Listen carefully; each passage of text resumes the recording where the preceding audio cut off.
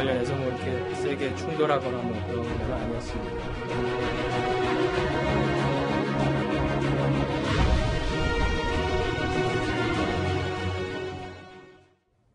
자, 이번 순서부터는 소종섭 전 시사저널 편집국장이 또 함께하겠습니다. 어서 오십시오. 안녕하세요. 네. 지난 9일 남북 고위급 회담에서 이산가족 상봉 문제가 거론됐습니다. 하지만 적극적으로 논의가 이루어지지 않았죠. 그 이유가 밝혀졌습니다. 북한이 전제 조건을 걸었기 때문인데요. 이재명 차장, 예. 어떤 전제 조건을 걸었던 겁니까? 2016년 4월 달에 중국에 있는 북한 식당에서 저 12명의 여종업원들이 탈북한 일이 있었어요. 그랬죠. 그래서 다 같이 이제 귀순을 해서 굉장히 큰 화제가 됐었는데 네. 그 이후로 북한에서는 여러 차례 성명이나 노동신문을 통해서 국정원의 공작에 의한 것이다. 네. 빨리 하루속히 귀환시켜라 이런 얘기 요구를 해왔는데요. 이번에 이상한 상봉 남측에서 제안을 하니까 바로 그 여종원부터 돌려줘라. 그것이 전제 조건이다. 네. 내걸었습니다. 네. 그러니까 사실 우리로서는 근데 어쨌든 지금 한국에 들어와서 이미 정착해 있는 탈북민들 돌려보낼 수 없는 거죠. 네. 어떻게 보면 이산가족 상봉에 굉장히 큰 조건을 걸고 더 큰 것을 얻어내기 위한 것이 아닌가 뭐 이런 생각도 듭니다. 일단 탈북해서 우리 한국에 온 북한 주민들을 다시 송환한다? 글쎄요. 그거는 간단한 문제도 아니고 굉장히 복잡하고 엄중하게 판단해야 될 문제인 것 같습니다. 관련 보도가 나오자 우리 통일부 대화 테이블에서 이 탈북 여종업원 송환 문제가 올라온 건 맞다라고 인정을 했습니다. 하지만 큰 충돌이나 언쟁은 없었다고 부인했습니다. 북측이 기존 입장을 우리에게 다시 이야기하는 정도였고 그런 걸 감안해서 현재 사정에서는 이산가족 문제를 바로 협의하는 건 남북관계가 좀 더 나간 다음에 이야기하자 그런 정도였고 그리고 이 문제 관련해서 뭐 이렇게 세게 충돌하거나 뭐 그런 건 아니었습니다. 예. 강 대표님, 북한이 평창 동계올림픽과 관련된 대화에서는 상당히 많은 부분들을 흔쾌히 수용하는 모습을 보이지만 그 이외에 우리 남한 정부가 원하는 것들을 이야기해야 되는 테이블에서는 우리가 받아들일 수 없는 조건들을 카드로 쑥쑥 내미는 것 같습니다. 그렇습니다. 그러니까 이제 그 12명의 그 탈북 이제 그 그분들 북한이 중요하게 생각하는 이유가 두 가지가 있습니다. 네. 하나는 뭐냐면 그 김정은 정권 들어서 국가안전 보위성이 그 탈북자들을 이제 한국에 간 탈북자들을 이제 북한으로 유인해서 네. 그들의 입으로 북한에 선전을 하는 거죠. 네. 그래서 북한 당국이 하는 것을 믿지 않지만 네. 남한을 경험한 사람들이 와서 떠들게 되면 그게 믿을 수가 있다는 거죠. 네. 상당한 성과가 있었습니다. 아하. 근데 12명이 한꺼번에 갔는데 네. 이 12명이라는 것은 북한의 상류계층입니다, 이게. 아. 그러니까 일반 사람도 못 가는데 12명 상류계층이 간다는 것은 그만 네. 좋다는 얘기가 아닌가.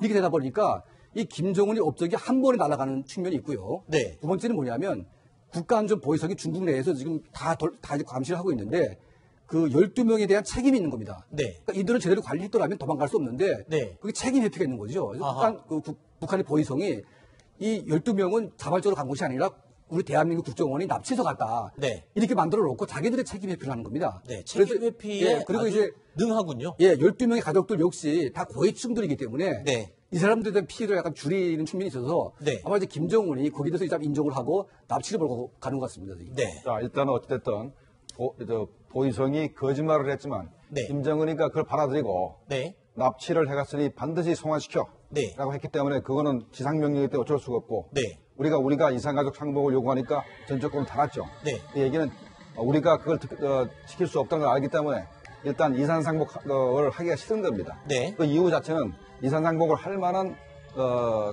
북한 내부에 쓸만한 그런 북한 체제를 홍보할 만한 네. 그런 자원이 이제 다 고갈돼 갔기 때문에 네. 더 이상 이산상복하기가 싫다 이런 네. 의미로 봐야 되겠습니다. 그러니까 우리가 받아들이기 힘든 카드를 내미는 이유. 그런데 이 북한이 매번 이렇게 이산가족 상봉 문제에 저런 받아들일 수 없는 조건을 내거는 이유는 방금 말씀하신 것처럼 아예 마음이 없다는 거잖아요. 그렇죠. 그러니까 지금 그 가장 큰 문제는요. 평양의 20대가 상당히 심각합니다. 네. 이 친구들이 지금 한류에 지금 다 매몰돼 있다 보니까 네. 이 자그마한 어떤 그 사건에도 상당히 흔들리거든요. 아하. 근데 이제 해외로 파견된다는 것은 엄청난 돈과 백으로 이제 나간 사람들인데 네. 이 친구들이 북한으로 오지 않고 남한으로 갔다는 것은 북한 내부의 20대들에게 상당한 영향을 줄 수 있습니다. 그래서 네. 이것을 끝까지 납치를 몰고 가야 추가 탈북을 원하는 이런 고위층들을 막을 수 있기 때문에 여기 굉장히 이제 집착을 하는 것 같습니다. 네. 김정은의 지시라는 부분도 있고 이제 네. 전체적인 그 회담의 주도권을 북한 측에서 갖고 가겠다라는 그런 의도를 이제 계속해서 보이고 있다라고 분석할 수도 있을 것 같습니다. 네. 그러나 가장 중요한 것은 북한이 현재 평창올림픽 참가 문제하고 이산가족 남북관계 전반적인 개선 문제하고 두 가지 의제를 하가지고 네. 보이콧 회담을 했지만 이 남북관계 개선에는 관심이 별로 없고 네. 평창올림픽 참가 문제만 가지고 네. 이걸 가지고 북한 체제를 선전하기 위한 것이 기본 목적이기 때문에 네. 이산상봉에는 관심이 없는 겁니다. 잠시만요. 그러니까 지금 여러분들이 말씀해 주실 때 그들을 빨리 데리고 들어가서 선전에 이용하고 싶다. 그리고 또 그들이 탈북한 사실이 주민들에게 알려질 것이 우려돼서 지금은 다시 데려가는 것이다. 이렇게 말씀들을 하시는데 일각에서는 또 다른 색다른 분석도 있어요. 북한의 국민 가수 네. 최삼숙 씨라는 사람이 있는데 그 최삼숙의 딸이 그 12명 가운데 포함이 돼 있다. 네, 있습니다. 예. 아, 그래요? 그렇습니다. 그래서 그 딸을 데려가기 위해서 북한에서 저러는 거다라는 분석도 나오고 있는데 예. 최삼숙이 먼저 어떤 가수입니까? 북한에서 그렇게 인기가 많습니까? 그러니까 최삼숙은 이제 한때 김일성, 김정일 모두가 좋아했고요. 네. 또 북한 주민 모두가 좋아하는 가수인데 네. 한국으로 말하면 심수봉 같은 가수입니다. 아, 심수봉, 이미자 씨 뭐 이런 예, 분들 그러니까 정도. 거의 국보급의 가수인데 네. 최삼숙한테 북한 주민들이 모르는 사람이 없어요. 그런데 탈북자 중에 최삼숙의 딸이 있다. 이 말 한마디가 네. 평양은 물론이고 전국에 지금 너무 큰 영향을 주기 때문에 아마 이제 그 최삼숙의 딸을 중심으로 해가지고 이 12명을 송환을 시켜야만 북한 체제의 어떤 그 세면서기 때문에 아마 더 신경을 쓰는 것 같습니다. 네. 어떻게 보십니까? 저렇게 국민 가수 최삼숙의 딸을 한 사람을 송환받기 위해서 지금 저렇게 목리를 부린다. 현실성이 있는. 네, 가능성이 있었죠. 아, 그래요? 우리가 작년쯤 톱10을 할 때 이 네. 문제가 제기됐었습니다. 네. 그때도 미국에 있는 친북교포가 최삼숙의 딸이 뭐 단식 투쟁을 하다가 뭐 죽었대느니 뭐 그냥 이런 소리를 하면서 확인하자고 그때 굉장히 많은 우리에 대해서 공격을 폈지 않습니까? 네. 그때부터 최삼숙 딸이 현재 문제가 되기도 했고 네. 하니까 최삼숙 딸을 송환받기 위해서 저러는 거라고 봐도 뭐 별 틀림이 없겠습니다. 자, 우리 정부 입장에서는 이산가족 상봉을 설 전후에서 성사시키는 것이 아주 간절한 부분입니다. 그런데 북한에서는 우리가 거의 들어줄 수 없는 카드를 내민 상황인데, 자, 이 난관을 극복하려면 우리는 어떤 그 대응을 할 수 있을까요? 나머지 전략. 그러니까 이게 급하게 어떤 부분이 금방 만들어질 것이다라고 기대하는 부분은 좀 성급한 기대고요. 지난번에도 저도 말씀드린 대로 이른바 호시오행의 자세로 네. 한 발 한 발 진전시켜 나간다. 네. 이러한 자세를 가질 필요가 있지 않나 싶습니다. 지난해 우리가 제일 먼저 이제 북측에 제안한 게 지난해 7월 달에 이 이산가족 상봉을 위한 적십자 회담이었지 않습니까? 우리는 계속해서 꾸준히 제기를 했고,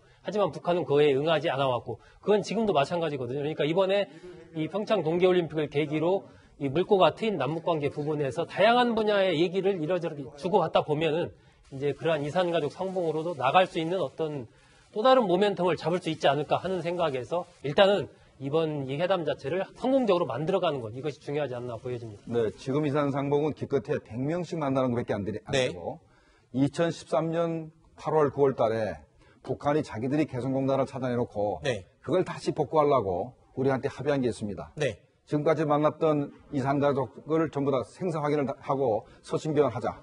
네. 그다음에 못 만난 사람들은 화상상봉을 하자까지 약속을 했었어요. 네. 물론 북한이 파기했지만 한 번 합의한 건 되돌리기 굉장히 쉽습니다. 네. 그래서 만약에 북한 핵 문제가 조금 돌파가 마련되면 네. 우리가 먼저 합의했던 것을 다시 북한에 제기를 해서 네. 그거를 우리가 실현을 시킬 수 있기 때문에 네. 화상상봉 또는 생사 확인 정도는 우리가 가능하지 않겠나 이런 기대를 한번 해볼 수 있겠습니다. 조금 수준을 낮춘 정도로 해서 우리가 다시 제안을 해서 이산가족 상봉, 화상상봉으로 조금 현실화시킬 수 있지 않을까, 이런 대안을 이야기를 해봤습니다. 자, 이 부분은요, 지금 남북 고위급 회담, 즉 우리가 원하는 것들을 북한이 주지 않고 있는 그런 내용들이었습니다.